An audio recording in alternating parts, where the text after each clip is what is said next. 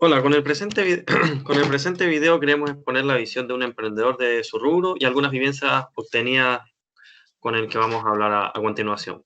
Vamos a hablar con el señor Gonzalo Dinamarca, actual estudiante de la carrera Ingeniería en Mina de Inacarrenca, que tiene un emprendimiento activo.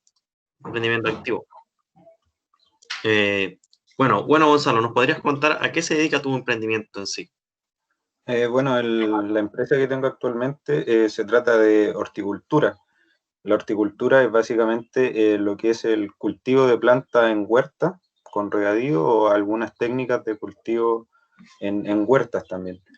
Eh, en todo tipo de huertas, huertas industriales o huertas más pequeñitas que uno podría tener en la casa. Pero actualmente me estoy enfocando en lo que es una parte de esta horticultura y lo que sería el cannabis y las semillas de cannabis y todos los insumos para poder cultivar, en este caso cannabis, pero también todo tipo de, de plantas o hortalizas que uno quisiera tener en su hogar. Ok. Y yo te pregunto, ¿cuáles fueron tus primeros pasos que diste en tu emprendimiento? Bueno, al principio era pensar en un diseño que me resultara factible y quisiera invertir en él. Entonces yo creo que los primeros pasos que di fue eh, empezar a hacerme los contactos para hacer un buen estudio de mercado de lo que yo quería hacer. Porque en un principio muchas veces uno sueña el emprendimiento o la empresa, pero no tenemos la realidad, los números tangibles de cuánto son los costos reales que nos va a costar. Y a la larga esos costos son los que nos van a decir si es que nuestro negocio puede ser rentable o no puede ser rentable. Entonces yo creo que los primeros pasos que di fueron eso, tratar de buscarme eh, los clientes y más que los clientes, perdón,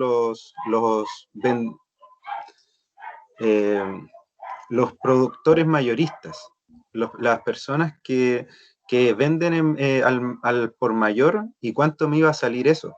Porque con respecto a ese precio se iba a calcular toda la inversión y todo lo que se hizo posteriormente. Bueno, ¿y en qué momento te consolidaste como empresa?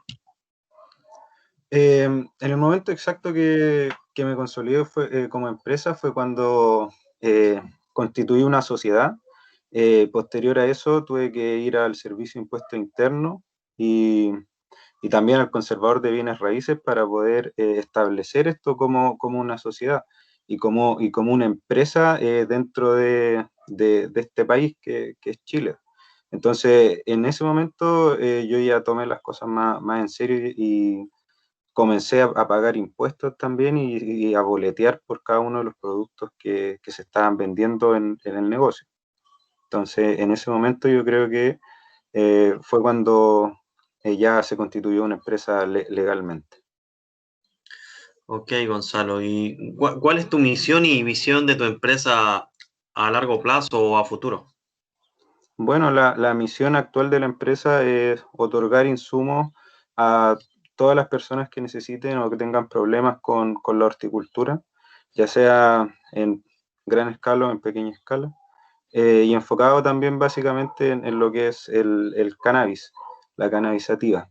Eh, la visión a largo plazo es tratar de ser un referente a nivel nacional con respecto a lo que es la horticultura técnica y el cultivo de huertas, ya sea en casa o en o en gran escala. Yo creo que esa es la misión a futuro de la empresa. Ok, Gonzalo, voy entendiendo. ¿Y tú sientes que tu empresa está en su fin? Eh, no, claramente no. Creo que es un paso dentro de los muchos que se pueden dar. Y las empresas muchas veces uno les pone cariño y eh, les tiene mucho respeto y las trata así con mucho cariño, pero no son más que un instrumento para obtener dinero. Entonces uno tiene que ser bastante frío y saber ver bien los cálculos para poder observar si es que tú estás teniendo ganancias o pérdidas dentro de tu empresa, porque le puedes tener mucho cariño a una idea, pero si te das cuenta que esa empresa va teniendo números rojos a lo largo del tiempo, números negativos, eso no se va a sustentar, te va a empezar a sacar, a sacar dinero y a sacar posibilidades también, porque hay cosas que muchos no evalúan cuando uno tiene un emprendimiento. Cuando uno emprende, la mayor parte eh, que se va al principio es tiempo. Y si uno no tiene tiempo, uno está dedicando tiempo completo a una idea que te está quitando dinero, no es factible, no es una buena idea. Entonces, yo creo que lo más importante es tener muy en claro eh, cómo saber evaluar si es que tú estás ganando o perdiendo dinero dentro de tu empresa. Pero claramente no es un fin, como te digo, es un instrumento para conseguir dinero, y si en algún momento eh, no sigue dando, no es fructífero, o hay una buena oferta que puede ser vender la empresa, eh, están todas las puertas abiertas para una posibilidad así, porque en mi caso pienso que son opciones que se van dando y que son jugadas que uno puede tomar para hacer cosas mejores en el futuro. Ok, Gonzalo, yo te escuché hablar de ganancias. Te pregunto, ¿cuánto tiempo tuvo que pasar para recobrar tu inversión en tu empresa? Eh, yo cuando pensé en la empresa era una inversión eh, inicial de algunos millones, y lo pensé recuperar en un tramo de 4 años, pero la recuperación se dio más o menos como en 2 años y medio, que ahí ya se logra recuperar y establecer un flujo más continuo de dinero. Pero la verdad que en un principio, los primeros 6 meses, los primeros 7 meses, eh, las ganancias no se veían, eran básicamente pagar el negocio para poder seguir sobreviviendo. Uno, porque hay modelos y modelos de negocio.